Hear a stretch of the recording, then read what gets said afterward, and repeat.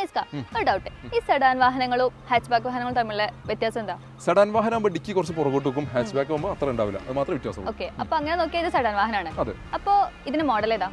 ഇതേതാ വാഹനം? ഇത് സ്വിഫ്റ്റ് ഡിസയർ. അതെ, ഇത് 2017 മോഡൽ വരുന്ന വാഹനമാണ്, VX വരുന്ന വാഹനം. അപ്പോൾ ഇതിന്റെ ഓണർഷിപ്പും കാര്യങ്ങളൊക്കെ എങ്ങനെ വരുന്നത്? ഓണർഷിപ്പ് സിംഗിൾ ഓണർഷിപ്പാണ്, 58,000 കിലോമീറ്ററാണ് ഓടിയിട്ടുള്ളത്. നമ്മൾ തുടങ്ങിയ മഴ പെയ്തു. VX എന്നുള്ള വേരിയന്റ് ആണ്, മിഡിൽ ഓപ്ഷൻ ആണ്, പെട്രോൾ എഞ്ചിൻ വരുന്ന വാഹനം. അപ്പോൾ പഴയ മോഡലിൽ 15-16 മൈലേജ് കിട്ടുമെന്ന് പറഞ്ഞിട്ടുണ്ട്. അപ്പോൾ ഈ മോഡലിന് എത്ര വരെ മൈലേജ് ലഭിക്കും?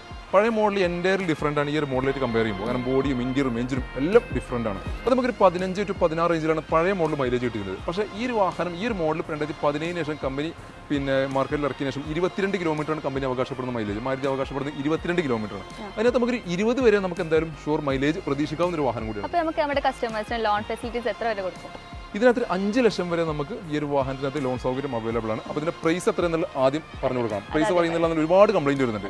പ്രൈസ് വരുന്നത് 5,50,000 രൂപ. അപ്പോൾ 50,000 രൂപ ഡൗൺ പേയ്മെന്റിൽ ആരെങ്കിലും ഒരു സെഡാൻ വാഹനം ഇറക്കാൻ അന്വേഷിച്ചെടുക്കുന്നുണ്ടെങ്കിൽ ഉടൻ പ്രീ ബുക്കിംഗ് ട്രൂ ചോയ്സിന്റെ താഴെ കാണുന്ന നമ്പറിൽ ബന്ധപ്പെടുക.